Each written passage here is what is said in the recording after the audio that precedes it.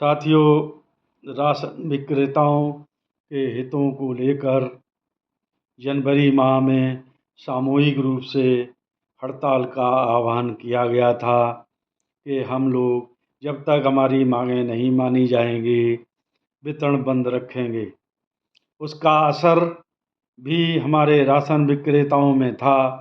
काफ़ी जोश और जुनून के साथ हमारे राशन विक्रेता उस हड़ताल में सहभाग करने के लिए तत्पर थे, लेकिन ऐन मौके पर संगठनों के तीनों मुखियाओं ने उस हड़ताल को वापस ले लिया। क्या कारण रहा, इस विषय में मैं नहीं जानना चाहता, ना ही उस पर कोई टिप्पणी करना चाहता हूँ। लेकिन 10 माह बाद अब पुनः हमारे संगठन के मुखिया जागे हैं, लेकिन ऐसे जागने से क्या लाभ होगा जिसमें अपनी अपनी ढपली, अपना अपना राग सुनाई दे रहा है।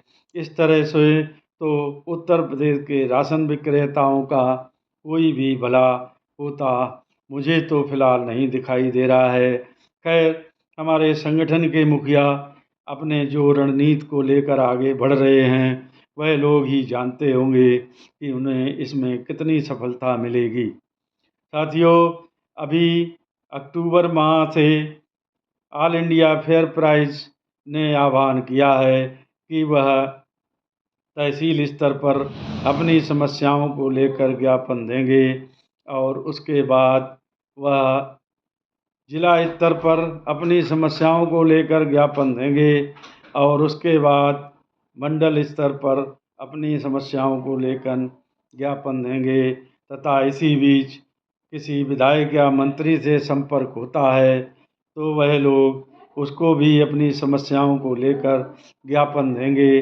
जिन्हें वह शासन स्तर तक पहुंचाएंगे। इन सब के बाद भी यदि कोई कार्य संपन्न नहीं होता है तो 4 दिसंबर को वह जवाहर भवन का घेराव करेंगे। उस जवाहर भवन का घेराव करेंगे जिसमें खाद्य रसद विभाग के आला अधिकारी बैठते हैं। मेरी समझ में नहीं आता उस जवाहर भवन का घेराव करने से राशन विक्रेताओं को क्या हासिल होगा। खाद्य तथा रसद विभाग के जितने भी अधिकारी हैं वह सभी तो हम सब की पहुंच में रहते हैं। जब भी प्रदेश भर का कोई भी राशन विक्रेता चाहे उनसे संपर्क करके अपनी समस्याओं को अवगत करा सकता है। उनकी अपनी सीमाएं होती हैं, उन सीमाओं के तहत ही वह कार्य कर सकते हैं, क्योंकि कमीशन बढ़ाने का कार्य तो शासन का है। इसलिए घेराव करना है तो शासन के किसी बड़े मंत्री के आवास का घेराव करना चाहिए था। खैर, ऑल इंडिया फेयर प्राइस वालों ने जो कार्यक्रम बनाया है उनके विचार में क्या चल रहा है यह हम क्या जानें। इसी प्रकार से दूसरे संगठन उपभोक्ता वेलफेयर के प्रदेश अध्यक्ष ने भी एक आह्वान किया है, जिसमें उन्होंने कहा है कि वह 25 नवंबर से एक इको गार्डन में धरना प्रदर्शन करेंगे और यह धरना प्रदर्शन अनिश्चित काल के लिए होगा। इसी दौरान वह अपनी मांगों को लेकर घेराव भी करेंगे। मैं उनकी भी बात का समर्थन करता हूँ, उन्हें भी करना चाहिए। अब इसी क्रम में प्रदेश के तीसरे संगठन के मुखिया ने भी अपने स्तर से आंदोलन की शुरुआत की है। वह कल जाके उप मुख्यमंत्री श्री ब्रजेश पाठक जी से मिले और ब्रजेश पाठक जी ने जो उन्हें आश्वासन दिया वह पढ़कर मुझे बहुत ही हंसी आई, क्योंकि 2022 में चुनाव में जाने से पहले उन्हीं संगठन के मुखिया ने सरकारी ऑडिटोरियल में इन्हीं ब्रजेश पाठक जी का स्वागत सत्कार किया था। तब भी माननीय उप मुख्यमंत्री जी ने आश्वासन दिया था कि उनकी सरकार बनते ही 3 महीने के अंदर आप लोगों को बुलाकर मुख्यमंत्री से वार्ता कराई जाएगी और आप लोगों के कमीशन की बढ़ोतरी की मांग पूरी करा दी जाएगी। लेकिन सरकार बने हुए अभी 2 साल हो चुके हैं, अभी तक कोई कार्रवाई नहीं हुई और हमारे मुखिया उनसे पुनः मिलने गए लेकिन उनका वही पुराना आश्वासन आज भी जो उन्होंने वक्तव्य दिया है उससे मुझे लग रहा है कि दिया गया है।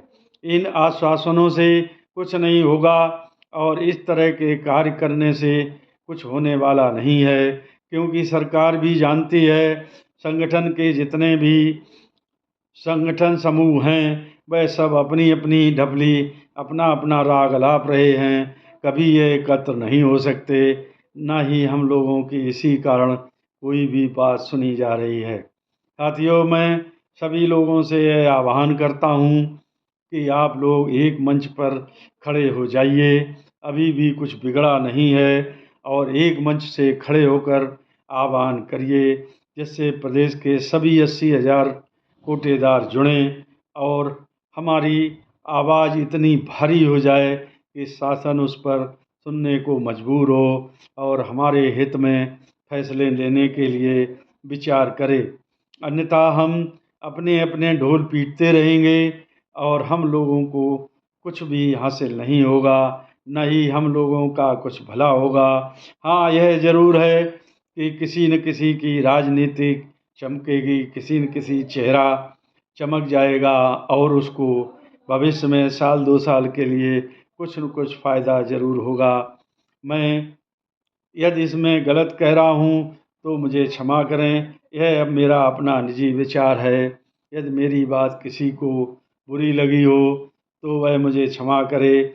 मैंने मेरे संगठन ने भी अभी 1-2 महीने पहले आह्वान किया था कि हम लोगों को अक्टूबर में वितरण का बहिष्कार करना चाहिए। जब तक वितरण का बहिष्कार नहीं होगा तब तक किसी कीमत पर शासन हमारी बात सुनने वाला नहीं है, क्योंकि वितरण बहिष्कार से उनके वोटर पर असर पड़ेगा। जब उन्हें खाद्यान्न नहीं मिलेगा तो वह शासन और शासन में बैठे विधायक और मंत्रियों से चिल्लाएंगे, तभी वे हमारी आवाज़ सुनेंगे। अन्यथा धरना प्रदर्शन घेराव से कुछ भी हासिल नहीं होगा। मेरी बात यदि किसी को बुरी लगी हो तो वह मैं क्षमा करे। सामूहिक रूप से जो भी आंदोलन होगा उचित दर विक्रेता एसोसिएशन अपनी बात पर वचनबद्ध है कि वह सभी का सहयोग करेगा। धन्यवाद। जय हिंद, जय भारत, नमस्कार।